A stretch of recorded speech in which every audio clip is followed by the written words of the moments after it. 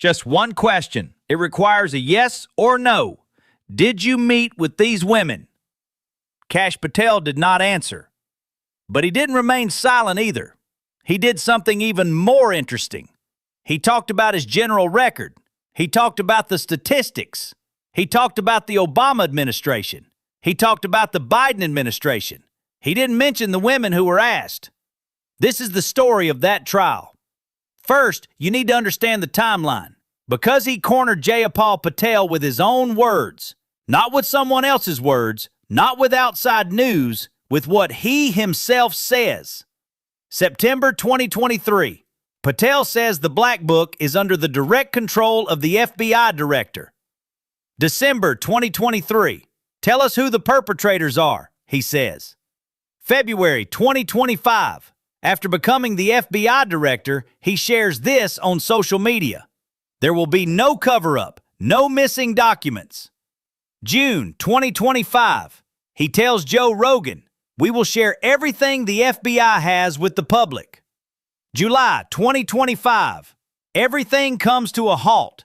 A single video is released. A memorandum is issued. More than 300 gigabytes of data and physical evidence were examined, and it was decided that further public disclosure was not appropriate or necessary.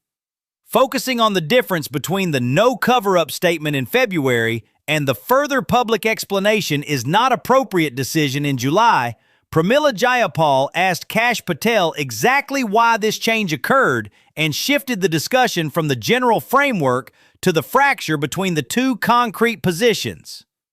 When the hearing began, Jayapal went straight to the point. She put the Wall Street Journal's article on the table, a report from a mainstream financial newspaper. It reports that in May 2025, Bondi told Trump that his name appeared in the Epstein files and mentioned in the same meeting that the Justice Department did not plan to release the files. Are you aware of this report? Kash Patel repeated the same phrase twice. I cannot speak on behalf of the Attorney General. He neither said that the Wall Street Journal's report was wrong nor explicitly denied it. He merely avoided confirming or denying by citing the limits of his authority. At this point, the situation took a different turn. Jayapal went on a July rant. 300 gigabytes! This is not a thin file. This is not a narrow review. This is a comprehensive material review and then a decision that the public will not see anymore. Patel did not address the memo. He didn't address the 300 gigabytes. He did not address the difference between the February tweets and the July decision. He criticized the Obama administration, criticized the Biden administration. He addressed Trump's original Epstein indictment. Pramila Jayapal continued without interruption and directly said to Kash Patel, I am asking you for specific dates, direct quotes, and decisions made, not general principles. Yet you keep broadening and generalizing the topic each time. But there is a noteworthy detail here.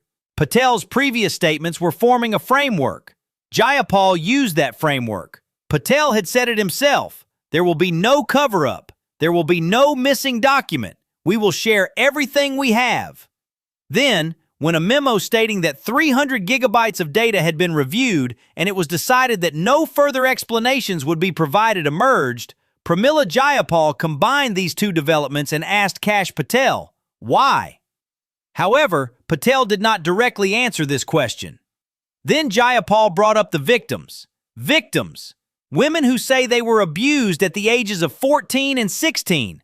Women who came to Congress wanting to meet with the president and the FBI. Some of them had never testified before. Patel, in his testimony to Senator Kennedy yesterday, said there is no credible information that Epstein trafficked girls to anyone else. Are these women credible? Patel, anyone with information about ongoing illegal networks should come forward. I didn't ask if they were reliable. Did you meet with these women? Yes or no? Patel, the FBI director's job is to follow all investigative leads. You're not answering the question. Patel, these women came forward credibly, and President Trump authorized the Epstein indictment. President Trump called them a hoax. President Trump called it a hoax. And at that point, The balance shifted because Pramila Jayapal's goal was no longer to get an answer, but to create a clear record. And that happened. Instead of answering yes or no to the question of whether Kash Patel met with the victims one-on-one, he sidestepped the question by explaining the system, the general framework, and the principles. And this choice was directly reflected in the minutes. This was not a yes. He answered everything throughout the trial. He didn't answer this question. But the main critical point was this. As Jayapal's time was running out, she asked her final question. Will you meet with these women? Will you allow them to testify? Patel did not answer. The president gave the floor to another member. The new member from New Jersey thanked the witness, and the hearing went on. The question lingered. Neither an outright denial nor a clear rejection made it into the records as the session continued under Chuck Grassley's gavel, and outside, the women who wanted to enter the chamber and make their voices heard were still waiting. Think again about Patel's record. The promises made in public from 2023 to early 2025. No cover-up. No lost documents. We will share everything. July 2025. 300 gigabytes reviewed. Further explanation is not appropriate. Pramila Jayapal attributed this shift to a report in the Wall Street Journal.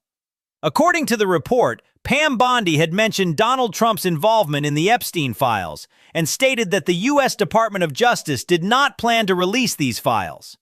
Kash Patel neither confirmed nor denied this claim, merely avoiding a direct answer by saying, "I can't speak on behalf of the Attorney General," which kept Jayapal's framing at the center. The discussion about victim credibility came back to the forefront at this point. Kash Patel had told John Kennedy the day before, "There is no credible information that Epstein's girls were trafficked to others," and had reflected a similar tone in response to Thomas Massey's question. However, Pramila Jayapal directly challenged this by questioning the basis of the credibility assessment. "This is new information. These women came to the Congress. Have you ever met?" When Kash Patel gave a general systemic response by saying, "The FBI's job is to evaluate all investigative leads," Pramila Jayapal brought it to a concrete point by asking, "How did you determine whether it was reliable since you never met?" However, Patel avoided giving a direct answer at this stage as well. To understand Jayapal's approach, one needs to look at how she uses her time. She didn't try to catch Patel. He documented a pattern. The pattern is this. Public pressure increases. The authorities promise. The files are examined. A decision is made not to provide an explanation. It is said that the explanation was not made because there was nothing to see. Those who contest this conclusion are encouraged to provide more reliable information. But when these people actually request a meeting, the meeting doesn't happen. This was not an abstract claim. Jayapal established it with concrete examples. The women came to Congress. They said they wanted to meet with the president. They said they wanted to meet with the FBI. Patel said in court, "Apply with credible information." So, did these women apply? Did you speak with these women? No response came. The hearing technically continued.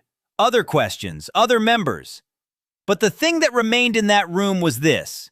The FBI director made a decision contrary to what he had told the public about the files and did not explain why. He did not deny the Wall Street Journal's story.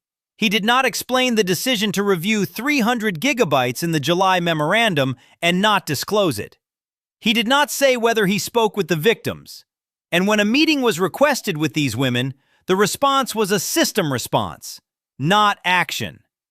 Jayapal continued to ask even after her time was up. He asked while the president was speaking. Another member asked while taking the floor. "Will you meet? Will you allow them to testify?" Patel did not answer. He was there. He had been answering everything since the morning. He didn't answer this question. This election is recorded. Jayapal's last question was cut short. The agenda continued. But that question remained there. It wasn't officially rejected. It was not recorded. It was just passed. And outside, the women who came to this hearing and are waiting to be seen are still waiting.